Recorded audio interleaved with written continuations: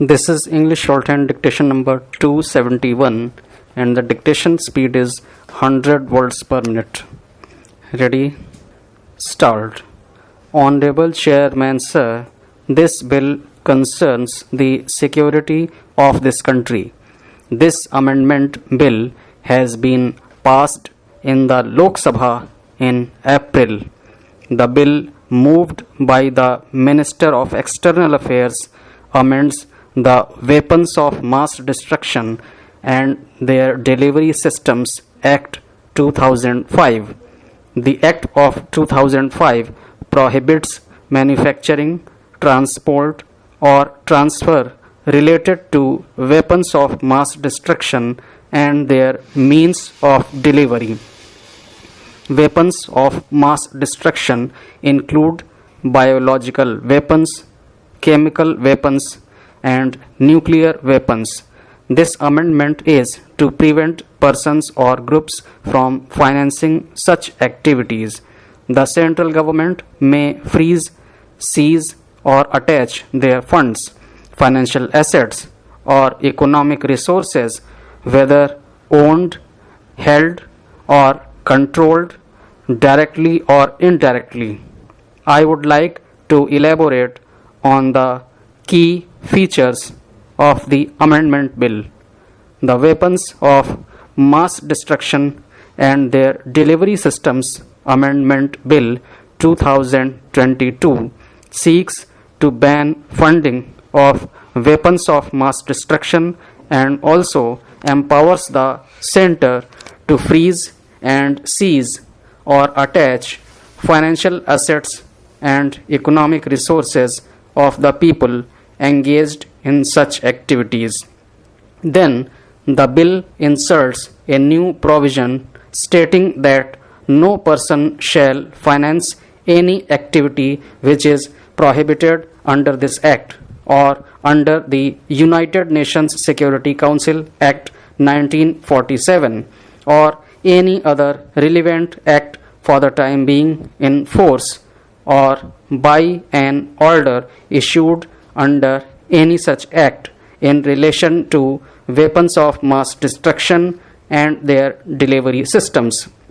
The punitive measures which have been given in this bill to give the government powers to freeze, seize, or attach funds or other financial assets or economic resources owned or controlled directly or indirectly by such person or derived or generated from the funds or other assets owned or controlled directly or indirectly by such person.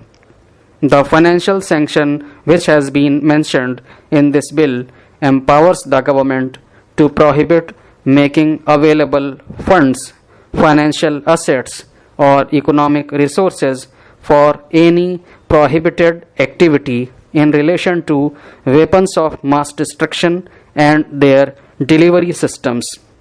Sir, the passing of this bill will strengthen our country's position and specific changes in the earlier law were necessary so that the security of the country can be ensured.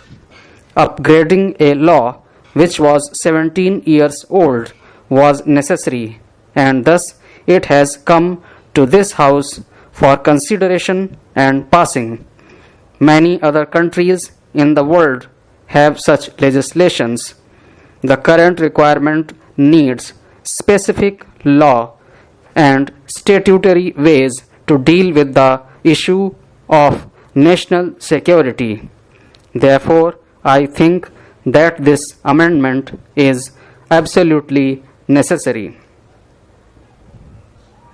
Mr. Vice Chairman, Sir, I thank you for giving me the opportunity to share a few of my thoughts on the proposed amendments to the Weapons of Mass Destruction and Their Delivery Systems Act 2005. There have not been any amendments to the Act in the last 16 years of its inception, and I appreciate the introduction of such an important piece of legislation in the Parliament. Sir, I would like to share a few of my observations regarding the measures taken by the Centre in this regard. The first point is that India has remained on the forefront in matters of disarmament and reiterated the belief that nuclear weapons should be abolished in a step by step process, which is echoed in the bill. Having committed to the policy of no first use since the year 2003, we have repeatedly stated that the usage of nuclear weapons would be of punitive retaliation in case of an attack.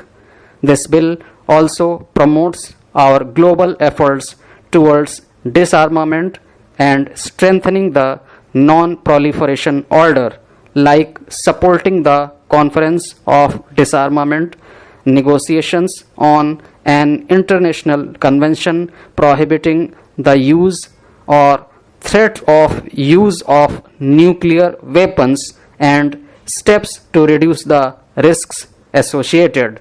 The second point is that the United Nations Security Council Resolution 1540 prevents individuals and organizations, including terrorist groups, from acquiring and spreading nuclear, chemical, and biological weapons and their means of delivery, while imposing obligations on all states regardless of their participation in existing treaties. India has fought a battle against terrorism for many decades. Thus, I wish to draw the attention to the dangers of proliferation of weapons of mass destruction as reiterated by our representatives at United Nations Security Council, and request the international community to prevent possession and use of weapons of mass destruction by terrorist groups as per the recommendations of the United Nations Security Council. The next point is about biological weapons. We have repeatedly emphasized on following the Biological and Toxic Weapons Convention and pitched for strict compliance on banning production of the entire range of biological weapons of mass destruction. In the recent past, we have seen the widespread effects of COVID-19 pandemic, with reports indicating that coronavirus was manufactured in China as a biological weapon to mobilize biological warfare, posing it to be as dangerous as its nuclear and chemical counterparts. Such looming threats are a real threat, and though our armed forces are trained to prepare for chemical, biological, radiological, and nuclear attacks, more efforts ought to be considered. An apex center for chemical, biological, radiological, and nuclear emergencies needs to be established on a priority basis. In addition to this, training exercises for our forces by institutions engaged in this field could be beneficial. Our enhanced international cooperation in science and technology needs to be discussed here. There is a need for international cooperation now more than ever to deal with the matters relating to the weapons of mass destruction, especially in times of fast developing technology. Efforts for promotion of peaceful uses of science and technology through technology transfer, sharing of information, and exchange of equipment are being encouraged by India, as indicated in the United Nations General Assembly resolution on role of science and technology in the context of international security and disarmament. These efforts could be augmented by facilitation of multilateral dialogues on current development in science and technology and their potential impact on international security and disarmament efforts.